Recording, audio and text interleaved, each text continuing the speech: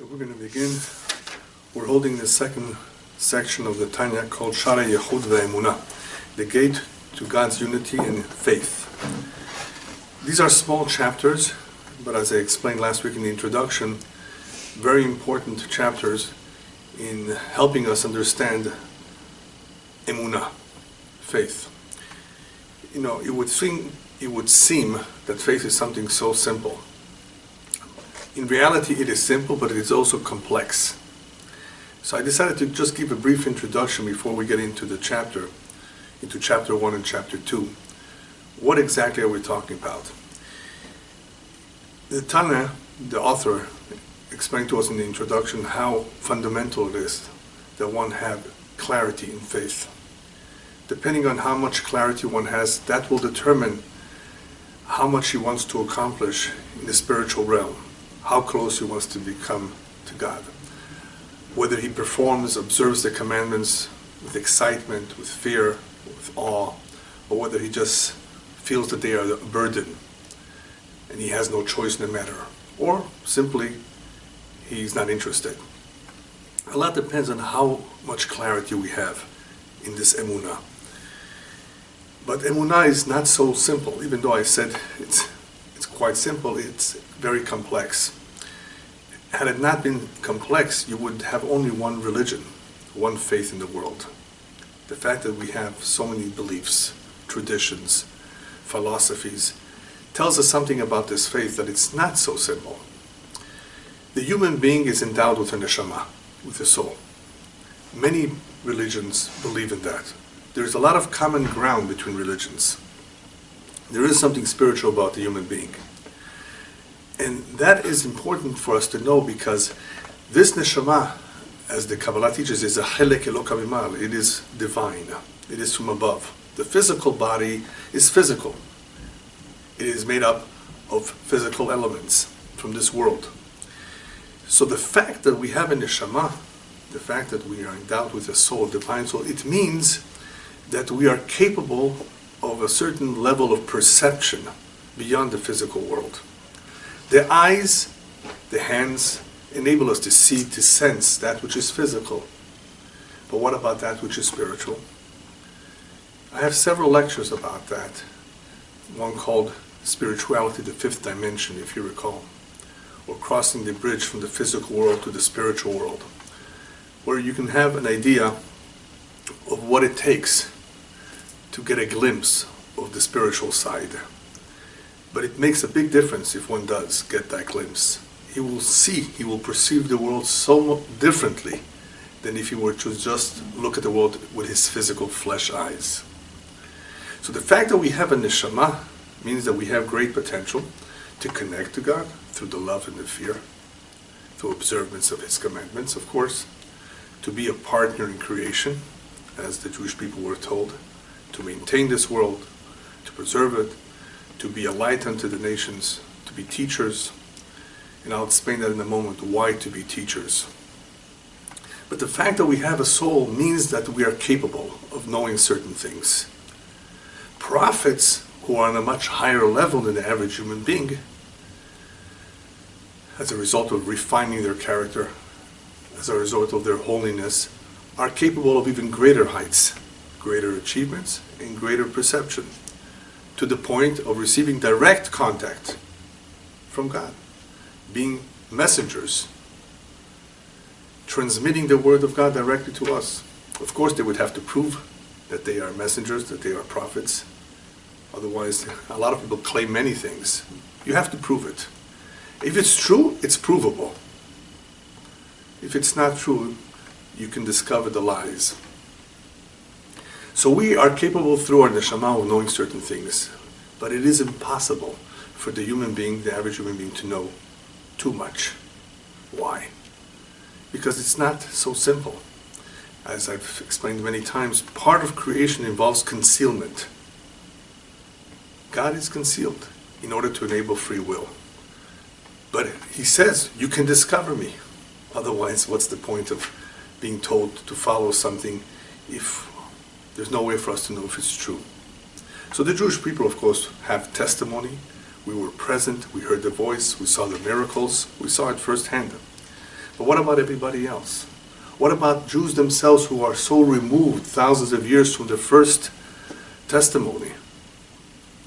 They too can realize the truth behind the words of the Torah. So what is holding them back?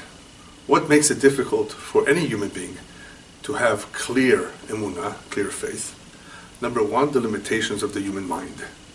Obviously the human mind, no matter how smart he may be, is limited.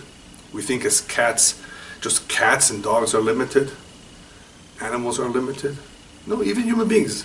They may be scientists, they may be capable of great achievements, but they're limited too. Number two, time, the time factor. How much time do we invest in trying to figure these things out, in studying the subject called emunah, faith? Imagine somebody who works in the field. He's a farmer. He works very, very hard from morning till night. It doesn't have to be the field. It doesn't have to be a farmer. A lot of people work hard. How many are going to take the time and devote this time to try to figure out what this emunah is all about? So time is a factor. And number three, it is complex. What's so complex about it? Not so much only the concealment, but the fact that there appears to be so many contradictions, so many things that are very difficult to figure out without a teacher, without a prophet, without someone who knows about this telling this to us. I mean, otherwise, who are you going to listen to? This religion, this faith says this one says that. Yes, they may have common ground, but on many things they differ. They don't all agree. Is there an afterlife? What happens to the body, to the human being after he dies? Is there such a thing as Gan Eden and Gehenom, paradise and hell? Do they exist? Or as they call it, purgatory? What happens to the soul? Does it make a difference if that individual, that human being, behaved itself in this world during its lifetime or not? How do we know that he's accountable? What happens to him? What about the resurrection, Tchiyat HaMetim? Will that really take place? But let's not discuss the future now. What about the present? Why does it appear to be, if God exists, that there's so much war and trouble and famine, pain and suffering? Especially if we are told that this God is a kind God, a good God. How do you explain the Holocaust? And these are the Jewish people, 6 million of them. So people have many questions. So it is the questions and the difficulty in reconciling this God with what's going on in this world that it makes it difficult for people to understand. Well, I'm confused, people will say. Yeah, rightfully so. They can be confused unless they study. And where are they going to study? Who are they going to learn from? That's the need for a teacher. There were always teachers. Abraham Avinu was a teacher. Abraham, he discovered it on his own. He was divinely inspired, of course, as well. God helped him to arrive at the truth. And he was able to teach. But even in faith, even in emunah, there's levels. And you can't learn everything about emunah in one day. The Jewish people are coming out of Egypt. They realized that there is a God. He took them out. He fulfilled his promise that he will bring them out. He takes care of them during the desert. But they're not sure. They're not sure what this God is all about. Is he a God that just knows how to punish 10 plagues on the Egyptians? Or is he a God that is also benevolent, who does acts of kindness? Is he a God that you can turn to and pray to? Or did he just create a world, which many believe, but he left the scene. He's no longer around. He's not involved, which is what a lot of people think. If he would be involved, if he is present, then how do we explain all the terrible things that happen? Why does he allow it, this God? So you see how even emunah, even though you start off believing in a God, in the creator of the world, what does this God do? Is he only one? Or maybe there's more than one God? Look at history. A lot of people, great deal of humanity, believed in some power. They understood there has to be something. It's really common sense. They were just confused, misguided, to believing perhaps there are many gods. There's the God of war, the God of rain, right? The God of livelihood.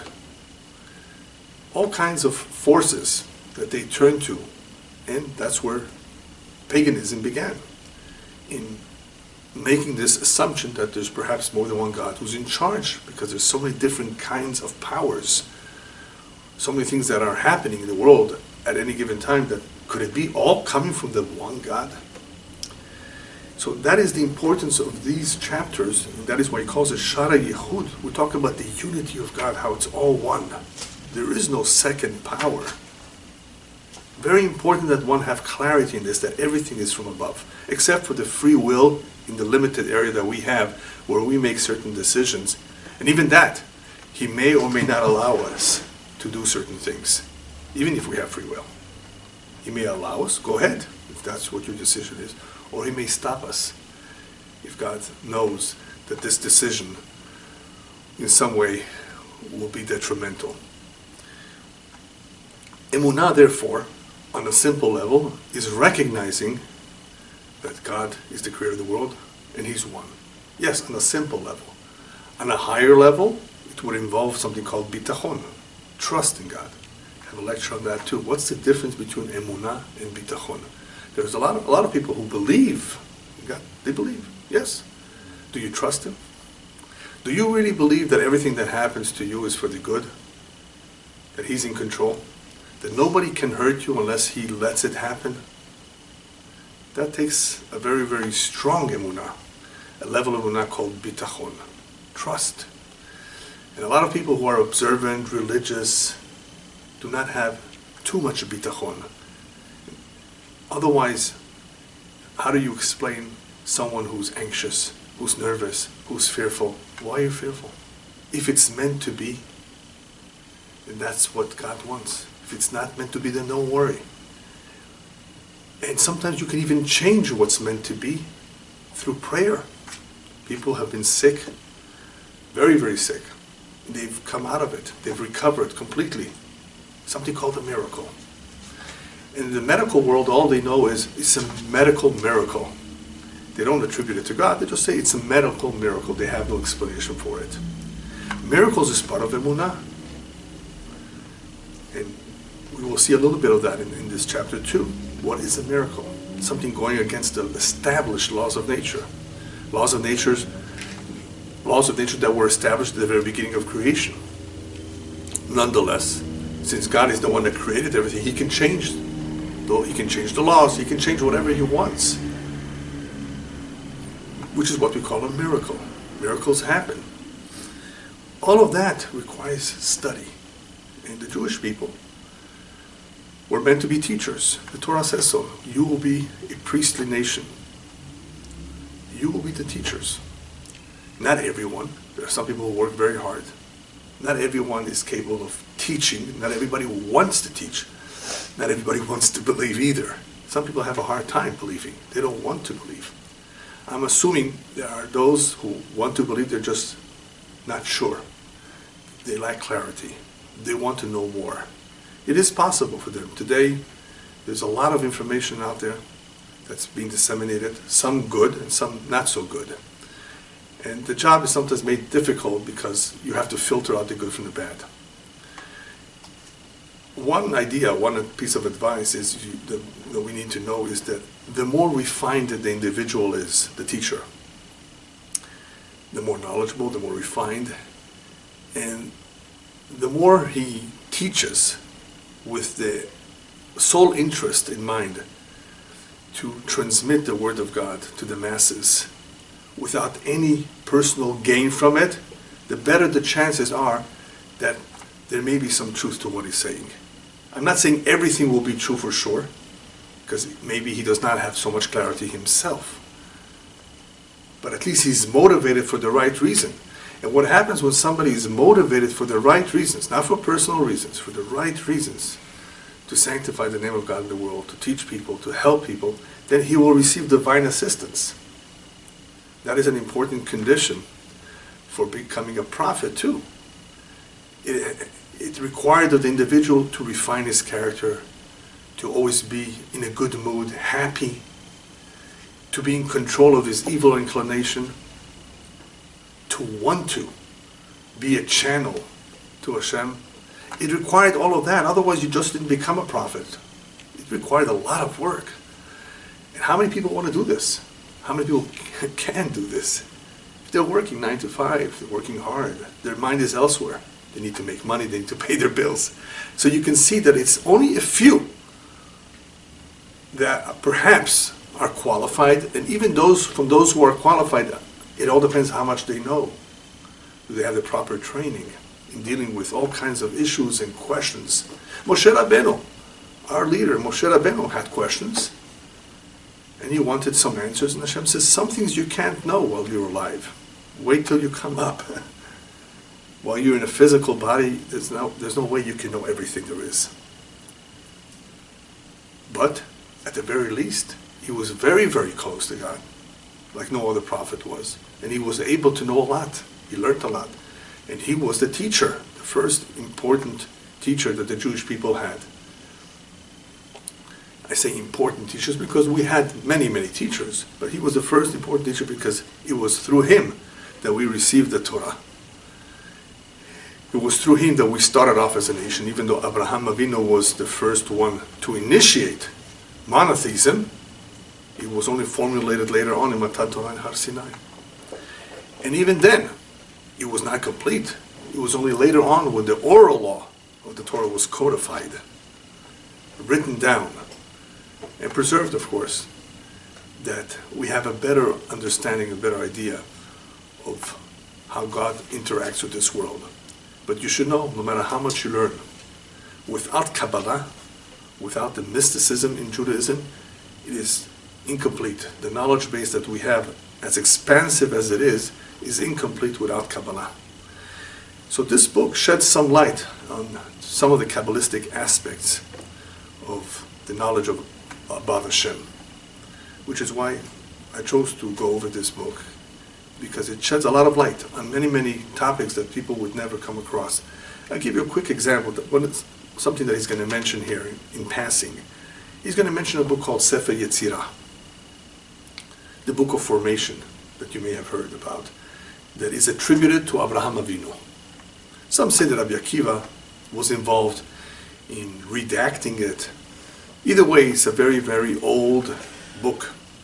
At the very least, the concepts, the many ideas that are mentioned in that book are old, from many, many thousands of years ago. And it's an incredible book because it speaks about creation. It's not so easy to follow, but if you learn it, and a little bit we will be learning about it now, it tells us a little bit about how creation came to be.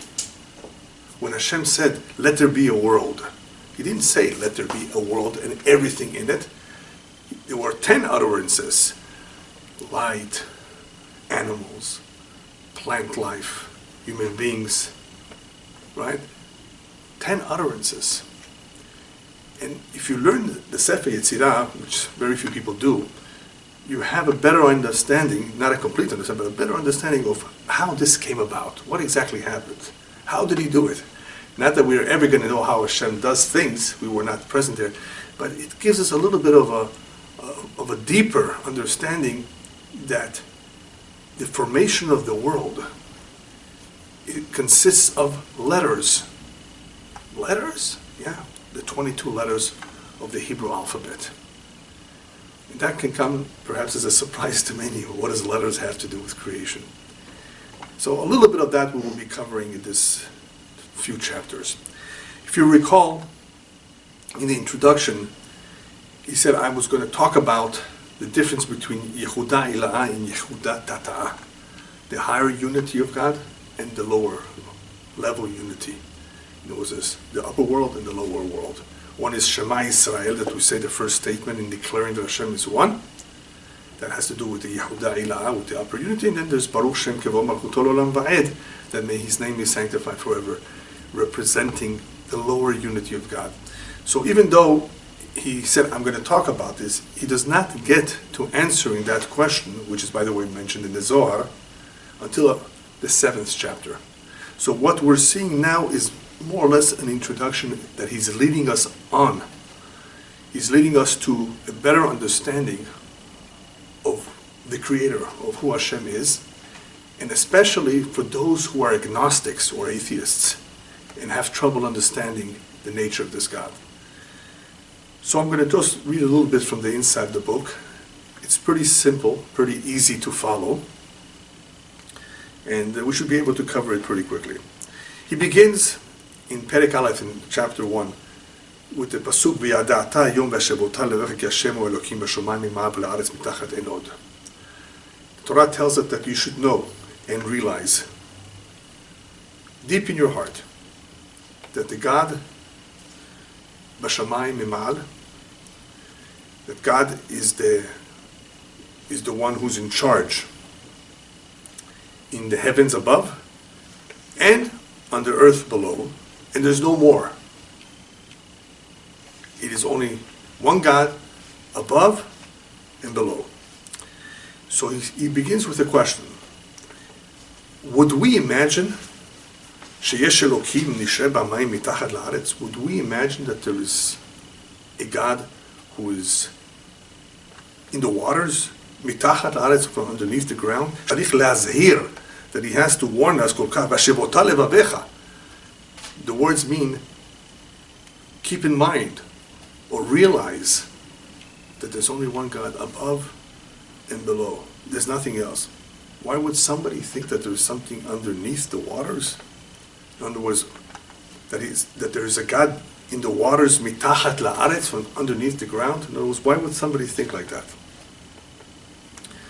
He continues on to say, the verse says, Le'olam Hashem davaracha nitzav b'shamayim. Your words, the words of Hashem, are constantly, always standing firm in heaven. The words of Hashem. Which words of Hashem? When he uttered certain words to create this world. So the Baal Shem Tov explains, the famous Baal Shem Tov explains about that verse. Tevot ve'otiyot elu, these words and letters that Hashem uttered in the very beginning of creation, nitzavot ve'omdot le'olam betoch rakia hashamayim. It is those words and letters that were uttered in the very beginning that are continuously standing in the heaven, betoch rakia hashamayim. By the way, rakia also means the atmosphere. So these letters, these words, are there, and they're melubashot betoch kol harekeim leolam, and they're always dressed up in all the heavens. Why are they there all the time? Le'achyotam. They need to be there. Not that they were just once present when the world was created. They continuously are there. They need to be there to bring vitality to everything in this world. As it says, Udvar Elokim yakum le'olam. Udvarav Chaim v'Kayamim la'ad. Does it say that the word of God will be forever, will stand forever? Do we need this to be forever? Yes. He goes on to explain that if God would remove himself for 1 second, if those letters that were once composed, uttered, would be mistalkot kerega, would go away for even a second, chaz v'shalom, God forbid, chozrot le'mikoran, they would go back to their source. Hayukol hashamayim ayin ve'efes. The entire heavens and the land, everything would go back to cease to exist, to nothingness. Kelo hayu, as though they wouldn't exist, and they would be exactly the same way they were kodem ma'amar yehi rakia, before God said, "Let there be a heaven." Mamash, the same would apply to all the creatures, or to all the creations in all the olamot, in all the heavens, elyonim v'tachtonim, whether it's planets, stars, angels, even the eretz alazu gashmit, even this physical earth, and b'chinat domem, even those inanimate objects. If God would remove himself, those letters with which he created the world would remove themselves for 1 moment. The letters from the 10 utterances with which the world was created in the 6 days, then the earth, the world, would go back to nothingness, just like it was before the 6 days. He goes on to saying that is what the Ari said. שגם בדומה ממש כמו אבנים ועפר ומים, even those inanimate objects. As we've explained several times, in creation you see the higher level being the human being, who's called a medaber, one who has the ability of speech. The level lower than him is high, those animals that are alive. And then the level beneath them is tzomeach, plant life. And the level beneath plant life is domem, inanimate objects, like stones. So he says, the Ari said, shegam bedomem, even in inanimate objects that we think, well, these things don't have life. No, it's inanimate, but it also has life. Stones, earth, water. Yesh b'chinat nefesh v'chayut ruchanit. It does have some vitality, some spiritual essence to them. B'chinat itlapshut otyot hadibur ma'asara mamarot, which came about through the utterances, through the 10 utterances in the beginning of creation. So these inanimate objects also have in them the letters of formation, what formed them. And what do these letters do? Mehayot u'mehavot, and they give vitality, life to that which is inanimate. Liot yesh me'ayin ve'efes, to become something from nothing. This something from nothing is an important idea, not only in Judaism but in other philosophies, as it's called in English, ex nihilo, that God created the world from nothing. And he's going to talk a little bit about that too when he compares God's creation to man's creation. Man creates certain things, but it's not ex nihilo. He takes raw material and he makes something out of it. And here we're talking about Hashem creating the world from nothing. So even those inanimate objects, the letters of formation from the very beginning of creation continue. They not only form these inanimate objects, but continue to provide vitality to them. Even though, if you look at the 10 utterances, you will not see the name stone. Let there be a stone. Nevertheless, there's a certain degree of vitality that is drawn into a stone. How? Through various permutations, transformation of letters that mitgalgelot, that transform themselves or come down and descend through Resh Lamed Aleph Sha'arim, through the 231 gates, Panim ve'achor, backwards and forwards, as it is mentioned in Sefer Yetzirah. You see? Sefer Yetzirah.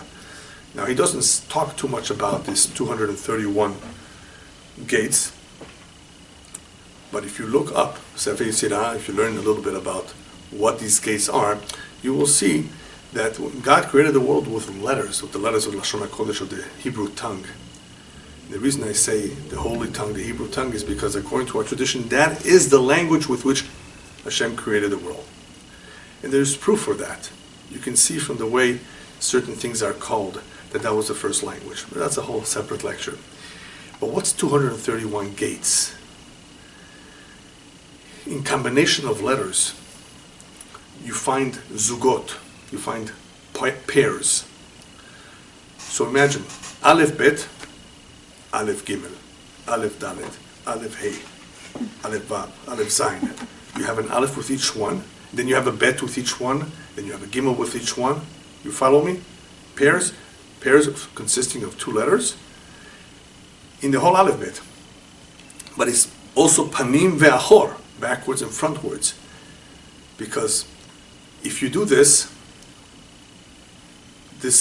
sequence, what you will have is, you will have it the other way around too. You will have Bet Aleph. Not only Aleph Bet, you will have Bet Aleph. So you see it's Panim ve'achor, backwards and forwards. So you have 231, which altogether is really 462. The reason that he says it's 231 is because they're really the same.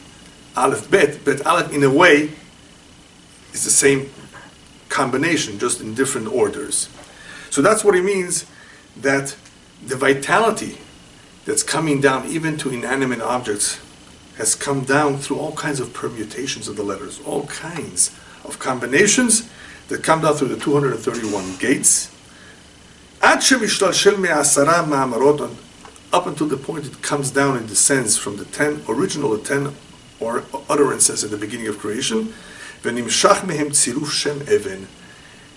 the name, the combination that forms the name Even, comes about. So we don't have the time to go into it here, but the word Even, or any word in Lashon HaKodesh, consists of certain fundamental letters that are represented in this particular object. The Aleph tells us something about the stone, the Bet of Even tells us something about the stone, and so does the Nun. It depends on what position is that letter, the first position, second position, third position. Each one tells us something about what are we talking about. And if you understood the significance of the action in every letter, you would be able to figure out how to call something. As the Midrash says about Adam Rishon, I'm going to call this an elephant. He called it a pil. In describing the elephant, he used the pei, he used the yud, he used the lamed. Lamed usually has to do with something that is long, big. And he saw the trunk, he saw the size, right? So this applies to every single word in Lashon in the original language. If you knew how to use the letters and their combinations in the various forms, you would understand the meaning of every single word, or the name of every single object. So here he says the various permutations of the letters is what draws down the vitality of that stone. V'chen kol hanivraim sheba'olam, all creations in the world, all creatures, hashemot shenikraim b'hem b'lashon hakodesh, the names that are being used for them to be called in Lashon HaKodesh, they are the otiyot hadibur, they are from the letters of the utterances that were spoken, hamishtalshelot mimadrega lemadrega, that come down level after level, me'asara mamarot shebatorah, from the first 10 utterances in the Torah, alidei chilufim utmurot, various kinds of permutations and changes in the otiyot, in the letters, berala she'arim, in the 231 gates, ad shemagiot u'mitlapshot, until they reach and dress themselves up, be'oto nivra, in that creature or creation, le'achyoto, to give him life. All right, why does it have to add through changes in letters? Why not have the original 10 ma'amarot, 10 utterances, create every particular creation in the world, even the most smallest one? The smallest details in creation, these cannot be, they cannot receive directly their chiyut, their vitality, from the 10 utterances. Why?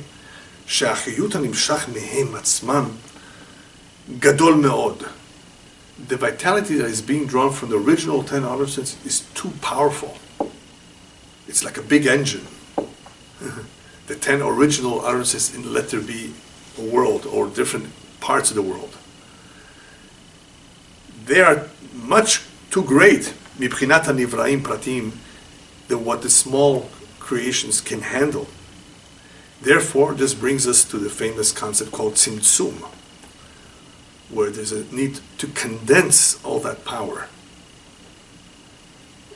As we mentioned several times in the Tanya, talks about tzimtzum, Kabbalistic concept of how God compresses or condenses himself, in a sense, too, kaviyachol, so to say, in the physical world, because if he would not do that, the physical world cannot handle so much light. It's a physical world, not a spiritual world. It has to go through channels, it has to go through filters.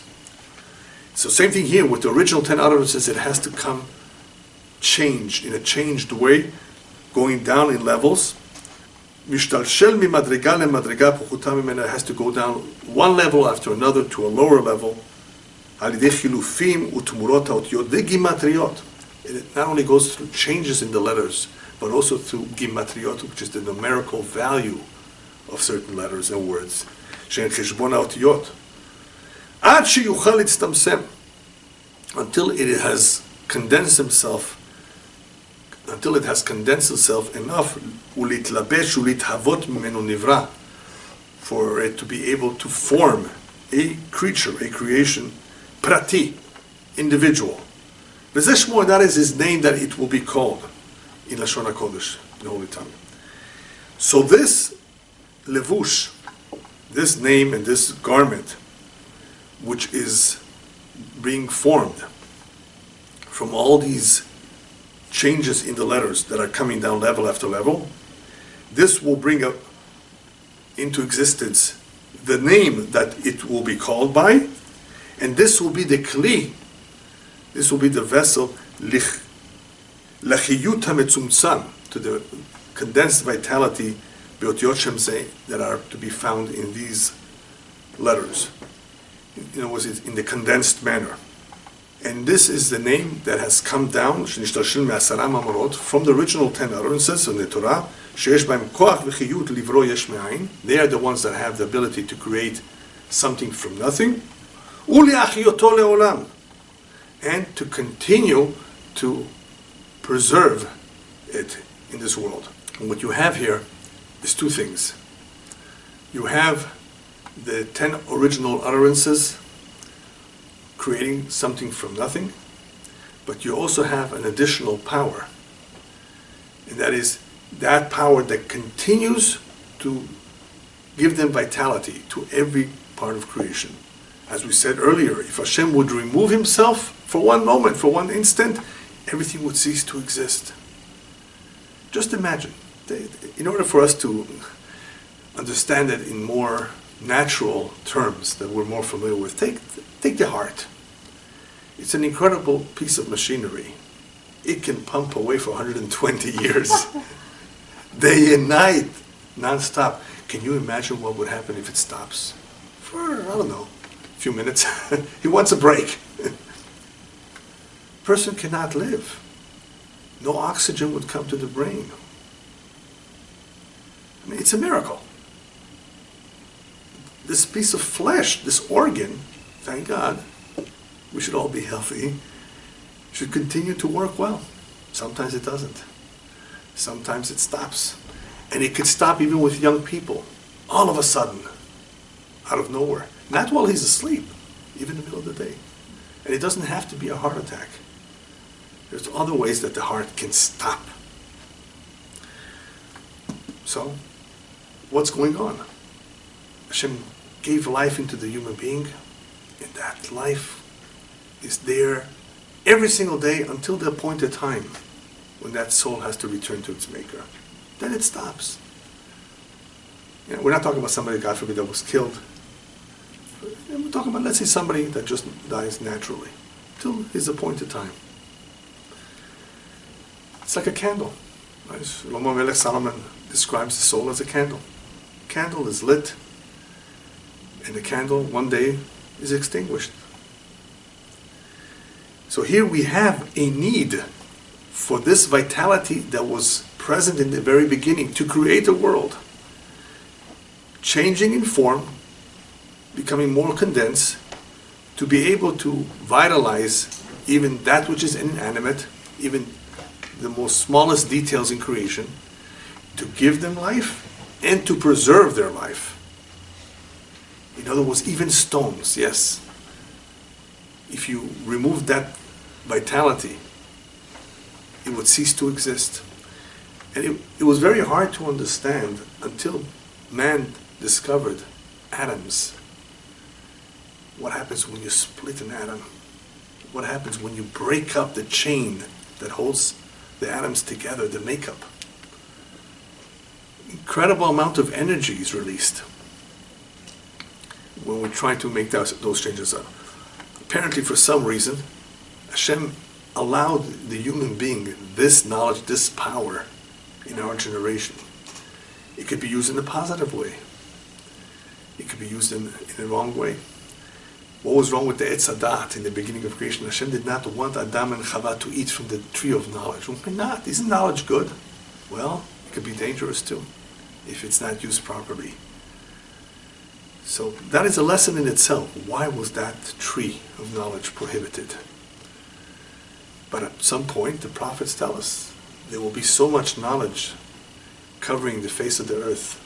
Knowledge, not only broad knowledge about life, but about Hashem.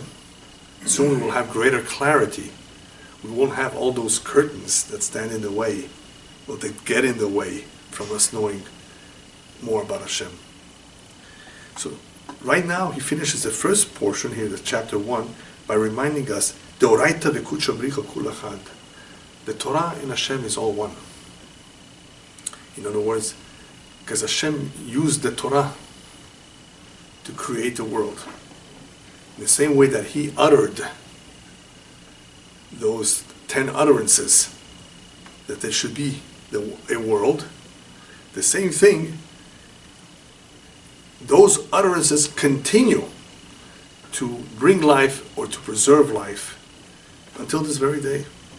The reason why he says the Torah over here is because the utterances are in the Torah. So Hashem creates the world, so does the Torah, the Ma'amarot, the utterances from the Torah, create or continue to preserve that which has been created. In the second chapter, he goes on to present to us that every agnostic, every individual who does not believe, can realize the mistake he's making. Why is he an agnostic? Why does he not believe? Supposedly, it should be, as we said earlier, somewhat easy. But he tells us there's some mistakes people make. And sometimes it is those mistakes that mislead them. And unless they get a good teacher, unless they really give a lot of thought to it in time, they're going to continuously have the wrong ideas. Mikan tshuvat aminim. From here we see an answer to all those heretics. V'gilui shoresh ta'otam hakofrim b'hashgacha pratit.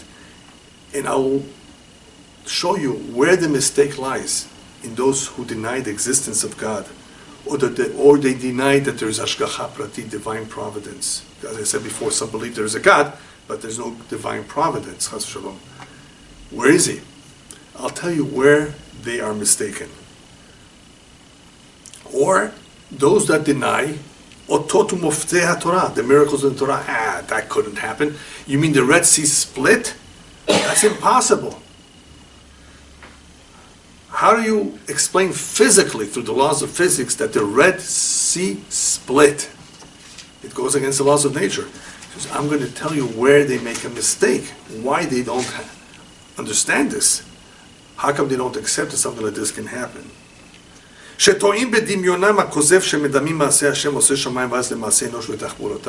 They'd like to compare Hashem's creation to human creation. In other words, the way man works, his tachbulot, his machinations, or machinations. They'd like to believe that the two are the same. They'd like to believe that the two function the same.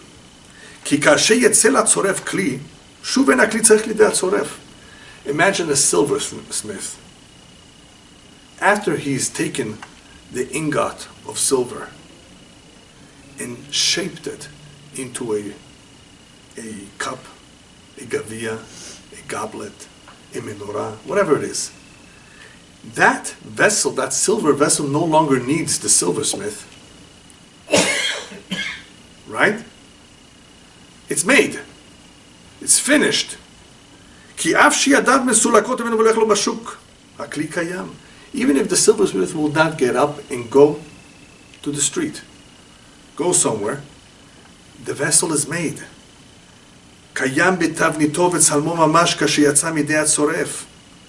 It is completely formed the way it was when the silversmith laid his hands on it. Even though he left, he's no longer in the room, he's no longer holding it. Kach medamim, haschalim, the fools, The fools, that's what they imagine. That's what they think. Maaseh shamayim va'aretz. They think that the heavens and earth were formed in the same way. God made them, and He left.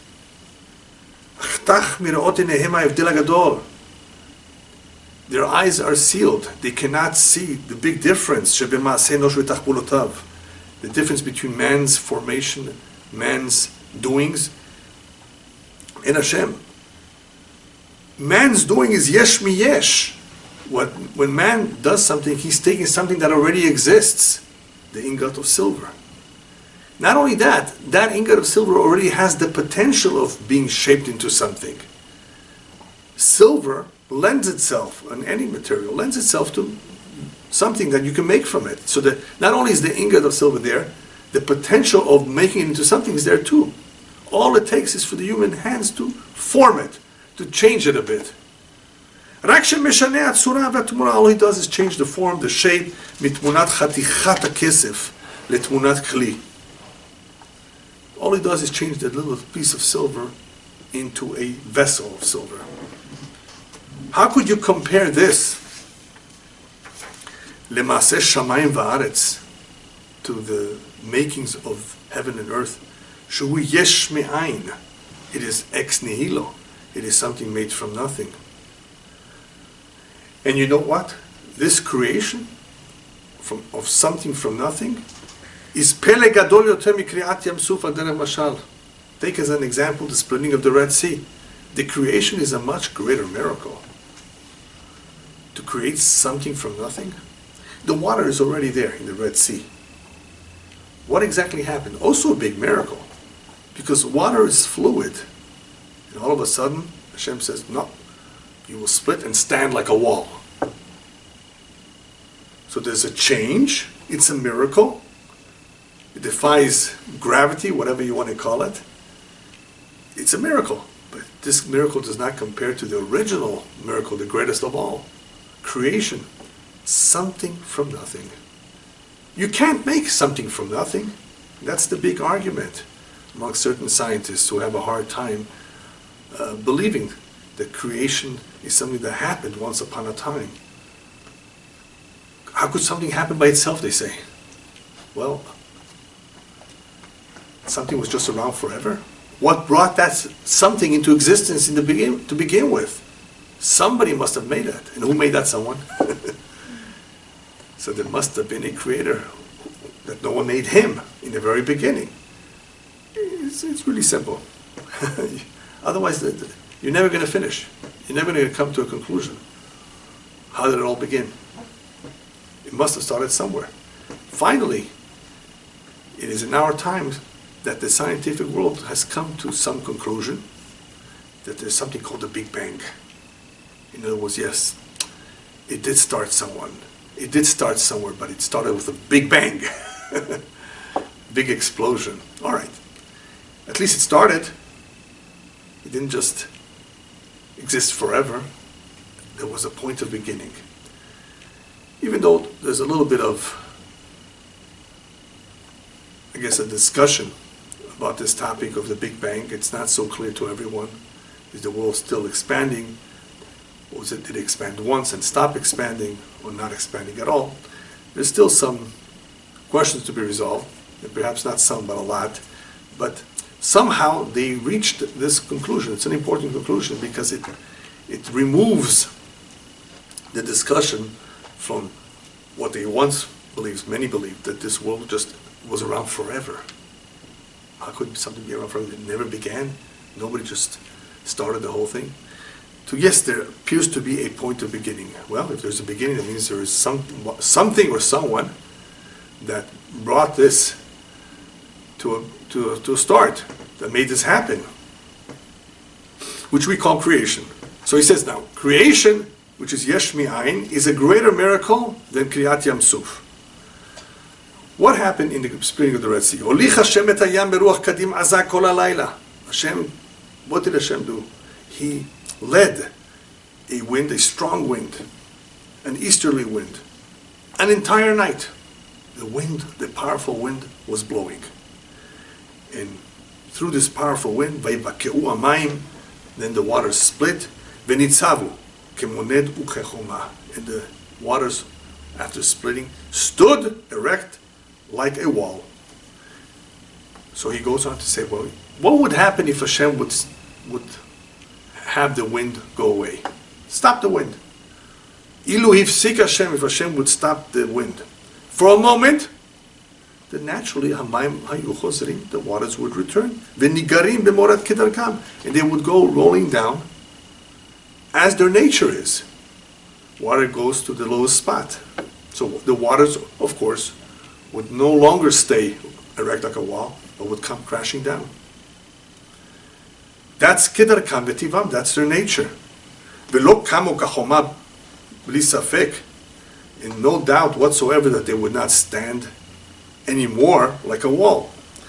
Even though you should know that this nature of the waters was also a creation. Hashem created the laws of physics. He made the water be like that.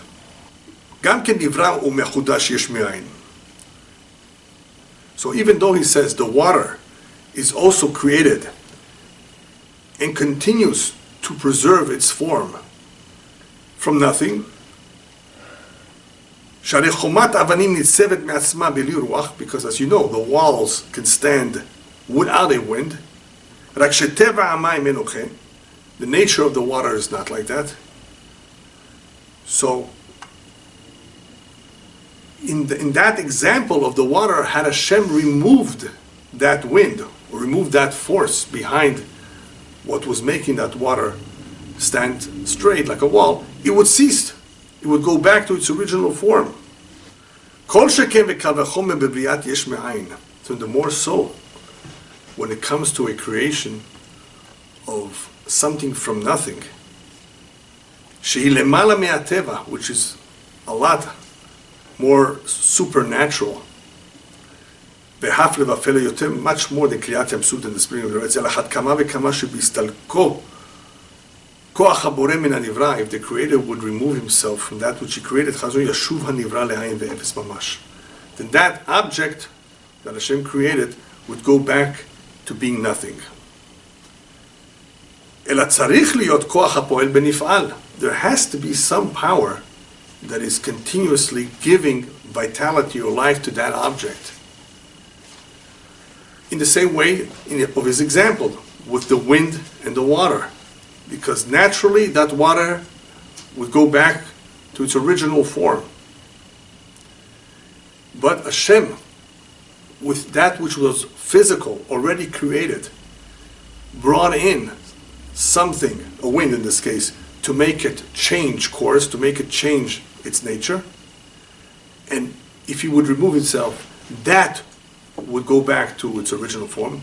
The more so, he says, that which is more supernatural than the spirit of the Red Sea. If Hashem would remove himself from those that he created in the very beginning from nothing, if he would remove himself completely, they would go back. Yeshuva nivra le'ayin ve'efes, they would go back to nothingness. So there has to be something in every creation that Hashem made that is continuing to give it its existence. And those are the letters that are from the 10 original utterances with which they were created. That is why he concludes here,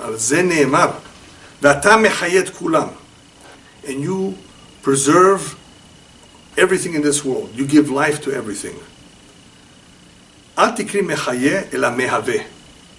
Don't read it necessarily mechayeh, that you're giving it life, but mehaveh, which means that you are sustaining it.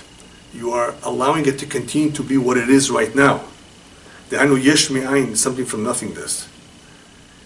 And the word ve'ata, because it says ve'ata mechayeh, in you, is really bechinat haotiyot me'alef ve'ataf. How do you do this? How does Hashem perform this? How does he preserve the life in everything? Through the letters from Aleph Atav. The word Atah is Aleph, Taf, and then we have a Hey. What's the Hey? Aleph, Taf is the letters from Aleph till Taf.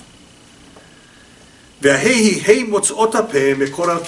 then we have the 5 origins of all the letters from 5 locations in the mouth. We have letters that, in order to pronounce them, we use the lips. We have letters that we use the tongue. We have letters that we use the teeth. We have letters that we use the larynx. And we have letters that we use the palate. Like het, ein, right? Different, that's from the back of the mouth. Shin, resh, from the front, from the teeth. Bet, from the lips. So you have the lips, you have the teeth, you have the throat, or the larynx, the palate, the tongue. Different parts of the mouth from where the letters are pronounced. So that is represented in the Hey. Ve'ata, from Aleph to Taf, through the 5 motzaot hapeh, through the 5 sources in the mouth. Mekora otiyot. Ve'af she'en lo dmut haguf, even though Hashem does not have a body, He doesn't have a mouth and a tongue. Are mikra maleh diber hakatuv, vaydaber Hashem vayomer Hashem. We see from the Torah that Hashem does say, does utter. So it's in order for us to understand, the Torah uses human terms. Because this is a way through which the 22 letters reveal themselves. The Kaf Bet Otiot Elyonot, these utterances, these letters, reveal themselves through the Nevi'im, to the prophets. Umitlapshot besichlam, these same letters through which the world was created are the same letters through which the revelation comes down to the prophets. Umitlapshot besichlam ve'asagatam b'marei hanevuah, and they dress themselves up in their ability to conceptualize, to perceive in the vision, in the prophetic visions. V'gam b'machashabatam v'diburam, and also in their thought and speech. As it says, Ve'ruach Hashem diber bi umilato leshoni, as the verse says there in Shemuel. And like the Ari wrote in Sha'ar Nevuah, in the same way exactly is how the letters dress themselves up in all of creation, in every single creation, every single creature. As it says, Bidvar Hashem Shamayim Na'asu, it is through the words of Hashem, and it was the original utterances, that the heavens and earth were made. Uberuach piv kol tzeva'am, through the utterance of his mouth, through the spirit of his mouth, all the armies, all the stars, all the galaxies, except that everything in this world also comes about alidei ishtalshelut rabot va'atzumot. The more minor things, it comes down through the various changes and combinations of the letters ad sheyordot le'asiyah gufanit, until it all comes down into the physical world. The perception of the prophets is already from a higher world. That's in Atzilut. That dresses itself up in the world of creation. So you still have something that is originating from a higher world, but it's definitely coming down to the physical world, or it's coming down to the Olam HaBriyah, as with the Nevi'im, which is of course a much closer connection to Hashem. But still, if that ceases to be, then they have nothing. Whenever there is a communication from above, and they're ready, they're able to perceive. That communication is gone, it's gone. It's not that you can have it whenever you want either. So that same idea of Hashem creating the world through His utterances is an important idea, that we understand that it continues to keep everything alive. Without that, it would cease to exist. And we see that with miracles too. In a miracle, you see that some other power got involved to make a change. If in miracles we can see a change happen through something that is divine, of course, a divine power, otherwise it could not happen. How do you explain it otherwise? But that's easier to understand. That's much easier to comprehend. But in the same way it works with creation. It's just that in creation, it was a bigger miracle because it started off from nothing. In creation, you have nothing. And all of a sudden, you have utterances saying, let it be. Once something is made, we think you don't need anything to keep it alive, but that's not true. You need food to stay alive. You need air even to stay alive. even inanimate objects, everything in this world continuously needs that vitality that is present from the original utterances to keep it alive. And that helps us understand a little bit better how Hashem is involved in this world in various ways. Just that we sometimes think that it's not possible because we don't see a miracle every day. Because a miracle would, in a grander way, prove this point. But everything is a miracle. It's just that we're so used to it. That's all it is. We're used to it. We see the sun every day, as long as it's not cloudy, right? So we're used to it. The sun is going to shine, right? It's normal. No, it's not normal. The sun, this powerful star of this tremendous heat and energy, is continuously burning for so long and it's not stopping because Hashem doesn't want to let this stop. If Hashem would remove himself, what does it mean he would remove himself? Yes, if he would remove the letters of creation for one split second, it would stop. What's keeping everything alive, even the inanimate object? We look at Jupiter and Saturn. What's keeping it rotating? What's keeping it moving? What's keeping everything moving? It is the letters of Hashem, the letters with which Hashem created the world.